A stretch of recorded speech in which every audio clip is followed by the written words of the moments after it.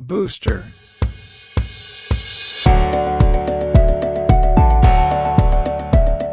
Have a great day, everyone. Today, as we promised before, the Booster Group will be launching some educational campaign under the name of the Year of Health Awareness. Today, we had the pleasure of hosting very distinguished gynecologist in Zia Medical Clinic. So please join me in welcoming Dr. Mehreen Sarwar. Hi, doctor. Thank you so much for giving us your time to discuss things about HPV infection. And I believe that it will be a very interesting topic as we are talking in a great detail. So can you please introduce yourself for our audience as well? Hello everyone, I'm Dr. Mehreen Sarwar. I'm working here in Zia Medical Center, Jumeirah as a specialist obstetrician and gynecologist since 2018.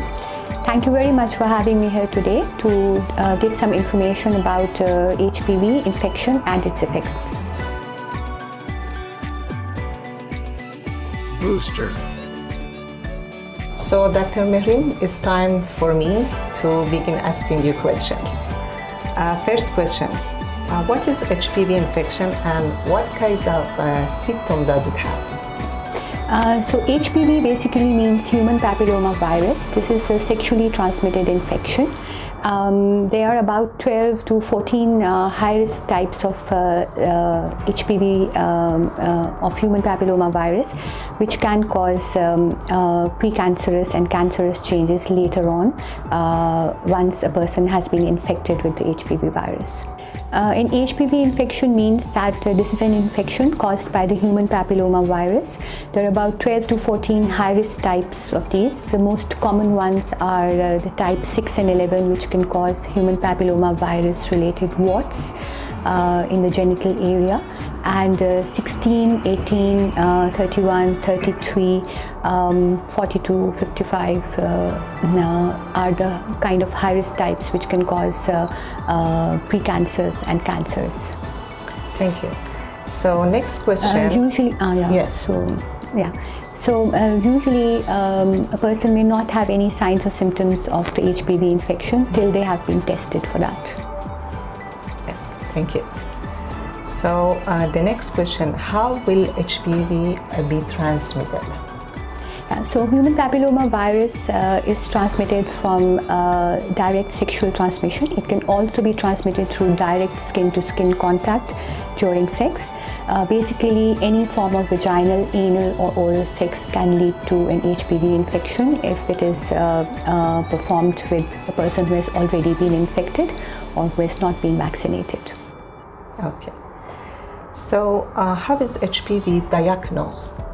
For HPV diagnosis, we need to take in women. We need to take a sample from the cervix, which is it's an office procedure. The lady can come into the office and we can take a sample from the cervix. It can be tested at the same time as a pap smear is done. Okay. So the same cervical secretions are tested for the HPV virus, and we can get a whole list of the types which are designated by numbers, like 16, 18, 31, 33, whatever the high-risk types, and we can have a profile that if this lady is positive for any high-risk type. So the only way to test this is to take a sample from the cervix. Okay.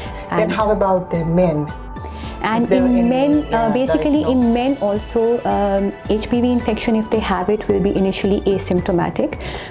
If they develop warts or they find that they have some symptoms around their penis or anus, which is the most usual area of infection, then we can take a sample from the affected area and test it. But there is no blood test for the diagnosis of HPV virus. Okay. So it can only be tested locally, on the local area, yes, not through a blood test. Okay, great.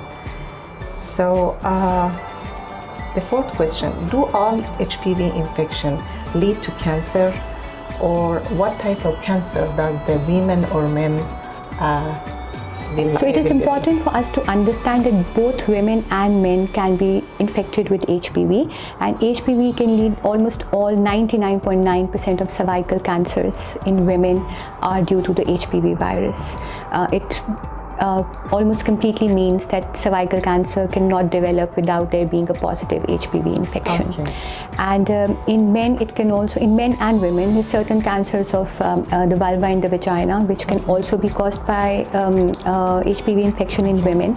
And men can have cancers of the penis and the anus, and both sexes can have cancers of the throat and the pharynx. So about 99% of cervical cancers, 70% of throat cancers, and about 85% of penis and anal cancers in men are caused by HPV infection. So it has quite a high volume of quite high. So hence the importance of diagnosis and screening to prevent development of cancer later on. But basically it takes many years, about 10 to 15 years for a person to have an HPV infection and then to develop a cancer because of that. Okay, yes. So this means that we have a long window period in which we can pick up early stages of cancer, pre-cancer, and find out if a man or a woman has an HPV infection, and then how to keep screening regularly so that it doesn't develop into cancer later on. Okay.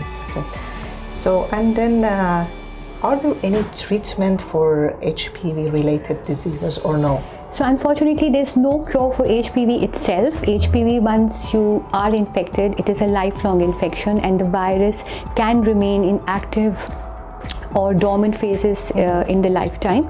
There's certain periods of time when the virus can kind of flare up, like periods of low immunity during pregnancy, maybe some prolonged illness in people who are immunocompromised or on steroids for a long time, or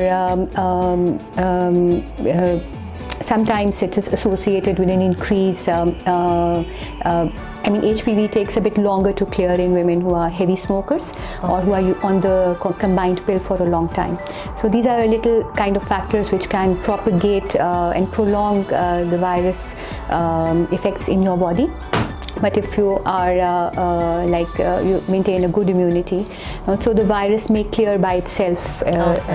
So means that it's not it's not kind, but the virus will remain in the body, but its effects may not be. You may not have an active infection, but a person who is infected, who is carrying the virus, can transmit the virus to others at all times, even if they don't have any symptoms.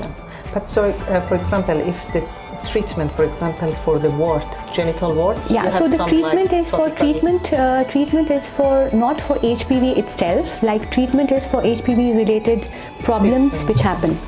If somebody is infected with 6 and 11 and they develop warts, we can treat the warts, we can remove the warts, but the HPV will be there, and the warts might come back because the person still has an ongoing infection. Means and that then there is no treatment there. And then 16 and 18 also in other high risk types which cause cancers and pre-cancers. We can treat the cancer in the pre-cancer, but we cannot eradicate the virus from the body. So that means that once you have an infection or you have an abnormal smear, if you have been diagnosed with an HPV infection, or you've had an abnormal smear, even if you had treatment for it, you need to continue screening and keep coming back for screening to see if the virus is still active and is causing any effects. But may be active at some time, may not be active at another time. But it cannot go away, and we can only treat. We cannot treat the cause. We can treat the effects. Effect only. So then, in this case, what we can do to prevent cancer, doctor? So the most important thing which comes in here is, we talked before, that HPV infection, there won't be any symptoms. We might be infected. You may not have been vaccinated on time. The vaccination may not have been effective. It may not have prevented an infection. You still might be able to transmit it to others. So the only way to see if the virus which is in your body is going to have any long-term effect, like development into pre-cancer or cancer, the most important thing is to have regular screening. And screening is by having regular pap smears. And pap smears are the mainstay of screening. Obviously, if you have a wart or an obvious thing, late stages are when probably cancer has developed, A red flag symptom which most women should be aware of is postcoital bleeding after sex, any irregular intermenstrual bleeding which happens during periods. So sometimes these can also indicate an active HPV infection or a precancerous lesion which has developed due to HPV in women. So, but only your doctor will be able to tell. If you flag up this symptom to your doctor, the doctor will do an examination, have a look at your cervix, collect some cells, do a pap smear, do repeat HPV screening to see if you've had any new high-risk infection. Okay, but how about, for example, if you want prevent it from first? For example, if for men and women, because for women, yes, when they get older, you can do this pap smear. But how we can just prevent, to be sure? Yeah, so pap smear basically we start in all sexually active women, usually from the age of 21 years or earlier if the age of sexual activity has been earlier. Usually you need to have a pap smear done as a first time within 3 years of becoming sexually active. For long-term prevention, the best thing now which is available is vaccination. So vaccination is basically now by CDC recommendation is that vaccination should start at the age of 11 to 12 years in both boys and girls. So it's part of certain school programs, this vaccination that you do, and that is basically the focus is that 11 to 12 years age is the one where vaccine should be given before the age of sexual activity. So once sexual activity starts, usually most men and women are exposed at the first time of sexual activity. So then it might be too late. And the vaccine is most effective if it is given below the age of 15. Effectiveness decreases above the age of 18. And other benefit of giving it below the age of 15 years is that you need only 2 doses. And if you're above 15, then you will need 3 doses of the vaccine. So it makes sense to start early so that the boy or the girl has established protection before they start sexual activity. It's most effective at a younger age, can even be started at 9. They will just need 2 doses. It has almost no side effects except maybe a little bit of flu or fever-like thing. Sometimes happens.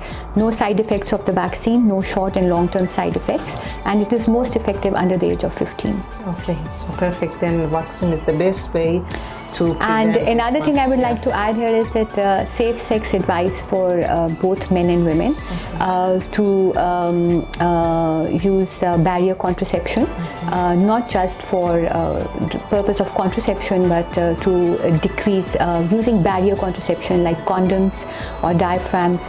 It decreases the rate of spread of HPV, especially in boys and girls who have not been vaccinated. Okay.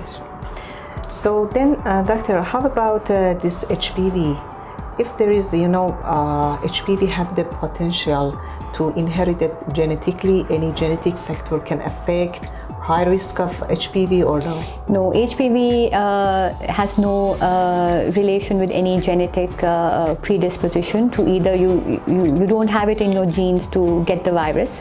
It's just that if you're exposed and you've not been vaccinated, you're at risk of getting the infection, and about 80 to 90% of individuals who are sexually active have at any point in their lives been infected with one or the other strain of the virus, because there's so many types of this virus. So vaccines usually cover the most high risk types, but still you can be, it's not really uncommon to have a combination of HPV positive types. About 50% will be low risk and 50% will be high risk. Okay. So genetic doesn't affect on no, it doesn't. Taking that HPV. Okay. And genetics is only related to breast and ovarian cancers. So it's not related to cervical cancers. That's the most important thing. HPV is the one, and you do not have a family tendency to get infected with HPV. For this, for the now, or to develop cervical cancer. Exactly. So now we know that cervical cancer is not affected by the genetic factors. Only if we do the pap smear, routine pap smear for female, that it can prevent for next stage of the cancer. So next question, doctor, what is the recommended age for vaccination? Already I think that you talked. Yeah, so I think this question has been answered. The recommended age is from 9, but usual age is recommended is 11 to 12 years before the start of sexual activity. Below the age of 15 years, you need 2 doses, which are maximally effective. Above the age of 18, it becomes less effective, but still you can be vaccinated up to the recommended age of 26 years. But recently there's been an expansion in the recommended age from till about 40 to 45 years. Of course, it will be less effective in later years. And you need to have a discussion with your clinician, your OB/GYN, that what type of vaccine you will be getting, what types of infections it will be covering. If you're already positive for the strains which you're getting a vaccine for, it doesn't make sense to get a vaccine. For example, if you come out to be like positive for 16 and 18, so then getting the vaccine for 16 and 18, even if you're 40, 45, 16 or any age, won't help. So first you need to be, you need to make sure and you need to diagnose exactly what type of HPV strain you're positive for, whether the vaccine will cover, because if you're already infected with something, you're not going to have any. You're already either naturally immune or you're infected. So then the vaccine doesn't make a difference and it's an unnecessary expense. Okay. So if you are positive, if you feel that there are still some strains which the vaccine can cover, which you are still not infected with, then it's good to have the vaccine even if you're 40 or 45 to prevent that infection in future. Okay. Yes. Then, doctor, this is a question that many customers and followers ask me that. Is it possible for HPV vaccine prevent ovarian cancer as well? Or? No, it has no relation to either the development or prevention of ovarian or breast cancer. Cervical cancer is something very different. It's only related to HPV infection, and the only way to prevent that is to get it detected at an early stage, at a pre-cancerous stage, through HPV testing and through vaccination and through pap smears. Okay. And is there any possibility that HPV vaccine can cause primary this ovary insufficiently, like premature menopause? No. Premature ovarian insufficiency or menopause is not brought on. Or infertility? No kinds of infertility. It does not affect your fertility. It does not affect your ability to have healthy children or to get pregnant. So all these are unrelated to vaccination. Okay, thank you. So then another question, do HPV infection increase the risk of endometriosis or any relation? No, it does not cause endometriosis, pelvic pain, nothing of that sort. So the completely not relation together. So the vaccine is really absolutely safe even for younger girls. It does not affect puberty, it does not affect their periods, it does not affect anything, their growth and development, and it has no effect on the breast or the ovary. Okay, so means that if somebody has endometriosis, you suggest to take HPV yes vaccine? So if anybody has any condition like endometriosis, or even if they're having difficulty getting pregnant, but side by side they are diagnosed with an HPV infection, or they feel that they are still at risk of an infection, they don't have it, so it makes sense to have the vaccine before they get infected and to prevent future infection. Okay, right. So the next question, doctor, does HPV vaccine help the person if already infected? I think that so we kind of answered a bit in the previous answers. Again, I repeat, the thing is that for example, the strain you're already positive for and you've already been infected for, obviously if the vaccine includes that strain as well, like the most common vaccine is either the Gardasil 4 or the Gardasil 9. Yes. So Gardasil 4 is for 4 types, so 6 and 11 are the Watt viruses, and 16 and 18 are the cancer viruses. So this is the most common vaccine. So in this one, what we do is, like, if you're already positive for these, the vaccine will not help. Okay. But if, like, for example, you only so the clinician needs to decide what kind of vaccine you need. Gardasil 9 covers 9 high risk types. So if you're not positive for any of these high risk types, then it's better to get a vaccine so that you don't get infected in future. So in that case, only the person should go and consult with the doctor. Yeah, so the clinician will be able to, the doctor will be able to find out what types you're positive for, whether you need vaccination or whether it's going to have any benefit or not. Because above the age of 26, you will need 3 doses over a period of 6 months, and below 15, you will need 2 doses. Correct. So does the vaccinated person can transmit the virus to the partner? So again, it depends on how many types you're positive for. So if you're vaccinated and if you're vaccinated, you won't yourself get the virus which you're vaccinated for. Like if I didn't have 16 or 18 and I got vaccinated, so I will not, if I'm exposed to that like in my life, I won't get it and then I won't infect others. But for the types I've not been vaccinated for, because Gardasil 9, which has the maximum cover, has only 9 types. So you're vaccinated against the 9 types, you will not develop those or you will not transmit those. If you don't develop those, you will not transmit those. But the other types I can still get and I can still transmit. So then again here, I would like to emphasize it makes sense to keep being tested, because there are so many types that earlier there were only 16 and 18. Now so many types have come up. 100 even and types. even the max cover with Gardasil 9 is only 9 strains of HPV. 9 types of HPV are covered. So you're still exposed to about 7 more. Yeah, exactly. Which could be high risk. So those 7 are still, you are at risk of getting that infection and you're at risk of transmitting that infection if you have it. So you still need regular pap smears. And pap smears are recommended even in men and women who have been vaccinated at the age of 11 and 12. Even the younger ones need lifelong screening. So it doesn't mean that sometimes I've been asked this question. I was vaccinated, I don't need pap smears now. That's so very wrong. No, it's not true, because you were vaccinated against only 2 types or maybe 4 types or maybe 9 types, but you're still not immune to the other kinds. Great. So this is that we have to notice to this. Thank you so much. And the last question, doctor. What are the chances of taking HPV through public swimming pool, public restroom, or sharing towel with other people? Is it true or not? The most important and most interesting part comes now.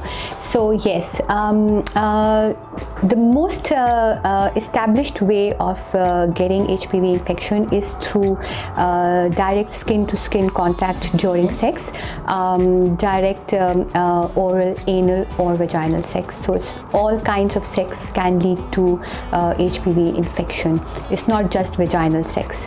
And also it's becoming very common and causing many penile and anal cancers in men having sex with men. So it's not only women who are at risk, men are at equal risk. Now it can be transmitted through fingers, through direct skin touching. Basically the mode of transmission is touching of skin. It's not even body fluids, like it's not transmitted through the semen, not transmitted through the saliva, so it's not going to be transmitted through kissing. It needs direct sexual transmission, and it cannot be transmitted from a mother to her child while in pregnancy or during childbirth. So that is not a mode of transmission of HPV. So you can stretch it to that if you're using a public washroom where there has been skin contact with someone, or warts basically can be transmitted through towel and clothing, but HPV viruses which cause cancers are unlikely to be transmitted. The wart virus of HPV can be transmitted through clothing, shaving razors or things like that, but not the cancer causing ones. Cancer causing ones are basically the ones which have a sexual mode of transmission. Any kind of sex.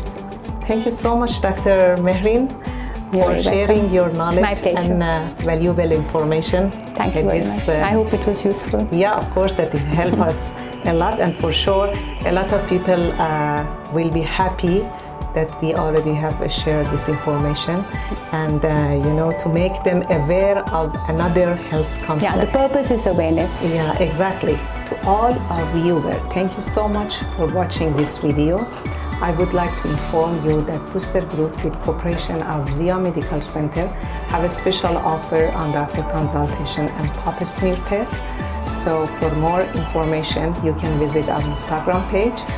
Regarding a vaccine query, if you have any question, you can call Booster Pharmacy or message here.